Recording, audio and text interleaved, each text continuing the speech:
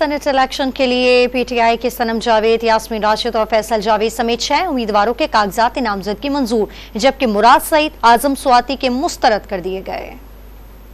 Saint election کے لیے خواتین کی نشست کے لیے پی ٹی آئی کی صنم جاوید کے کاغذات نامزدگی منظور کر لیے گئے، جبکہ زلفی بخاری کے جنرل نشست کے لیے کاغذات نامزدگی مسترد کر دیے گئے۔ الیکشن کمیشن کے نوٹیفیکیشن کے مطابق سینٹ کی جنرل نشست کے لیے ولید اقبال، حامد خان اور عمر سرفراز چیمہ کے کاغذات نامزدگی منظور کر لیے گئے۔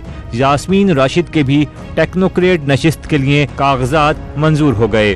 خیبر پختونخوا میں پشاور ہائی کورٹ کے ایپلیٹ ٹریبیونل نے پی ٹی آئی کے رہنما فیصل جاوید کے کاغذات منظور کر لیے۔ ایپلیٹ ٹریبیونل نے فیصل جاوید کے خلاف اپیل خارج کر دی۔ جنرل نشست پر مراد سعید کے کاغذات مسترد کر دیے گئے۔ ٹیکنوکریٹ نشست کے لیے اعظم سواتی کے کاغذات نامزدگی بھی مسترد ہو گئے۔